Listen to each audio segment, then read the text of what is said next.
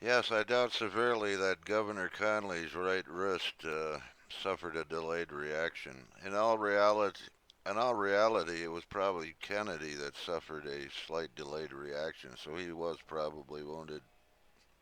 He was probably struck and then started reacting shortly after. Also, here it says Governor Conley viewed the film and testified he was hit between 31 and third frames 231 and 234. So he was pretty accurate, but that wasn't good enough for the Warren Commission. They knew that was still a big problem. 28, 228, and also, as you can see, by his own testimony, he was in the process of turning straight forward again when he was hit, and he felt the impact. Exactly what the film shows. Uh, Robert Groden is a photo optics expert who has spent many years examining the Zapruder film. Unfortunately, there's a road sign between the lens of the camera and the president at about the time of the first shot, which obliterates the view. So we can't tell exactly when the president was first hit. We do know that by the time his head disappears behind the road sign, it does not appear that he has been hit yet.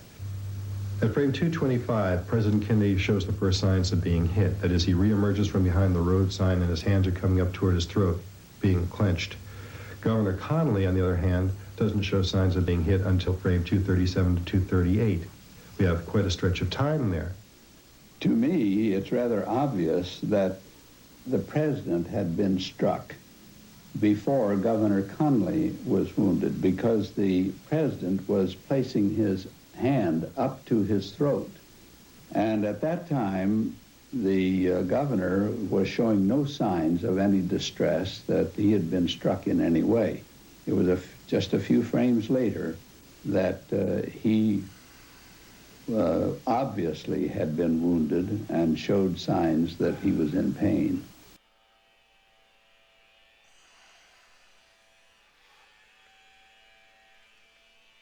Photograph.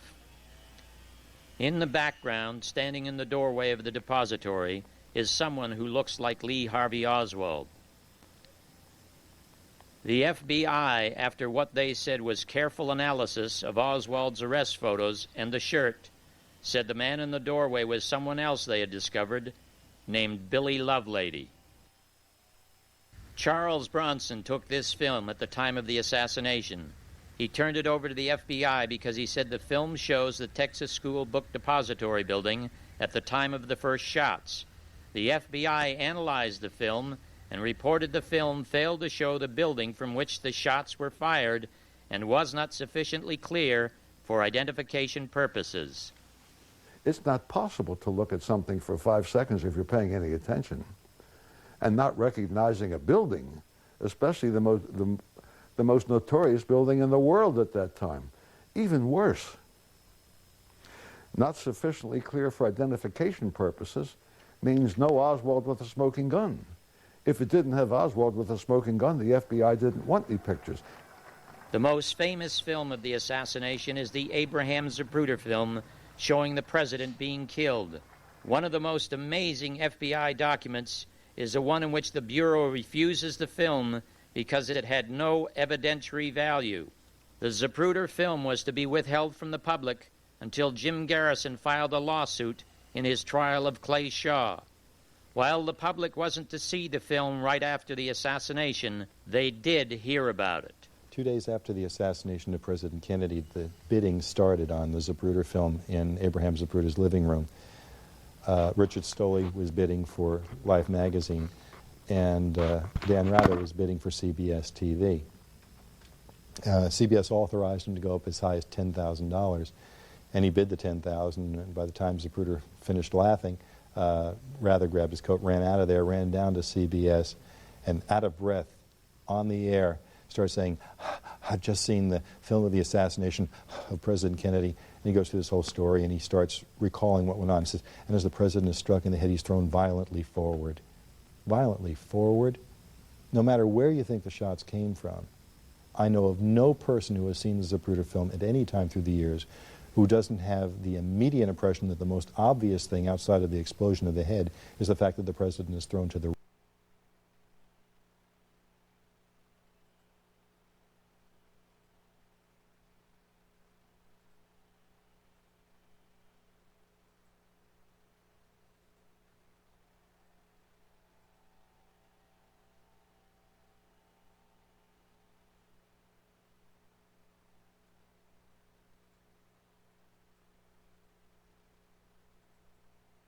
John Kennedy was obviously shot from the front. Everybody knows it. Virtually everybody in Dealey Plaza rushed to the grassy knoll where they heard the sounds. It came from a fence between the book depository and the railroad track.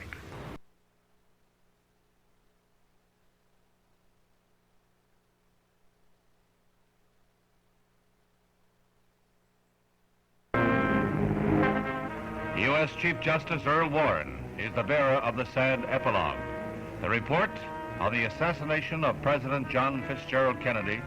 On September 27, 1964, 9 months after it commenced its hearings, the Warren report proving Oswald's sole guilt was published.